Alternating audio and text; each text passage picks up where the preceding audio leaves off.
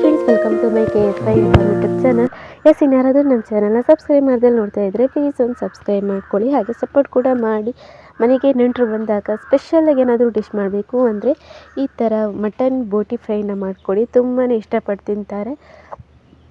ನೀವು ಹೀಗೇನು ಟ್ರೈ ಮಾಡ್ಬೋದು, ಸಿಂಪಲ್ ಆಗಿದೆ. ಇದಕ್ಕೆ ಮೊದಲಿಗೆ 1-2 ಟೀ ಸ್ಪೂನ್ ಆಗುವಷ್ಟು ಎಣ್ಣೆನ ಹಾಕ್ಕೊಂಡು ಇದಕ್ಕೆ ಒಂದು 3 ಕಾಯಿಮೆಣಸನ್ನ ಇದಕ್ಕೆ ಹೆಚ್ಚಿಬಿಟ್ಟು ಹಾಕ್ಕೊಳ್ಳಿ. ಹಾಗೆ ಈರುಳ್ಳಿ ಜಾಸ್ತಿನೇ ಇದಕ್ಕೆ, ಹಾಗಾಗಿ ಒಂದು 3 ಗಡ್ಡೆ ಈರುಳ್ಳಿನ ಸಣ್ಣದಾಗಿ ಹೆಚ್ಚಿಬಿಟ್ಟು ಹಾಕ್ಕೊಳ್ಳಿ. ಅದಕ್ಕೆ ಅರಿಶಿನ ಹಾಗೆ ಉಪ್ಪನ್ನ ಹಾಕ್ಬಿಟ್ಟು ಚೆನ್ನಾಗಿ ಫ್ರೈ ಮಾಡ್ಕೊತಾ ಇರಿ.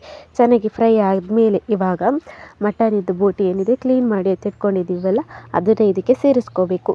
ಸೇರಿಕೊಂಡು ಚೆನ್ನಾಗಿ ಮಿಕ್ಸ್ ಮಾಡ್ಕೊಬೇಕು.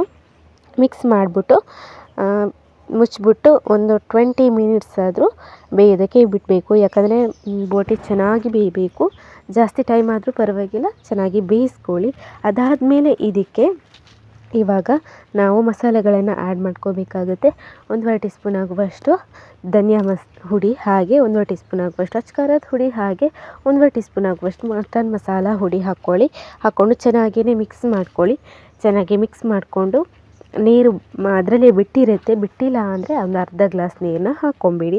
ಡ್ರೈ ಆಯಿತು ಅಂದರೆ ಅದರ ಅರ್ಧ ಗ್ಲಾಸ್ ನೀರನ್ನ ಸೇರಿಸ್ಕೊಂಬಿಡಿ. ಅದಾದಮೇಲೆ ಇದಕ್ಕೆ ಒಂದು ಅರ್ಧ ಟೀ ಸ್ಪೂನ್ ಆಗುವಷ್ಟು ಪೆಪ್ಪರ್ ಹುಡಿನ ಹಾಕ್ಕೊಳ್ಳಿ. ಅದಾದಮೇಲೆ ಖಾರ ಜಾಸ್ತಿ ಬೇಕು ಅಂದರೆ ಜಾಸ್ತಿನೇ ಹಾಕ್ಕೊಳ್ಳಿ. ಸ್ವಲ್ಪ ಕರಿಬೇವು ಸೊಪ್ಪನ್ನ ಹಾಕ್ಕೊಳ್ಳಿ. ಬೋಟಿ ಮಸಾಲ ಬೋಟಿದು ಏನು ಸ್ಮೆಲ್ ಇದೆ ನೋಡಿ, ಅದು ಬರಲ್ಲ. ಕರಿಬೇವು ಸೊಪ್ಪನ್ನ ಹಾಕ್ಕೊಂಡು ಇದಕ್ಕೆ ಜಜ್ಜಿರುವಂತಹ ಬೆಳ್ಳುಳ್ಳಿಗಳನ್ನು ಹಾಕ್ಕೊಳ್ಳಿ. ಹಾಗೆಯೇ ಚಕ್ಕೆ ಲವಂಗ ಏನಿದೆ ಅದನ್ನು ಸ್ವಲ್ಪ ಕುಟ್ಬಿಟ್ಟು ಹಾಕ್ಕೊಳ್ಳಿ.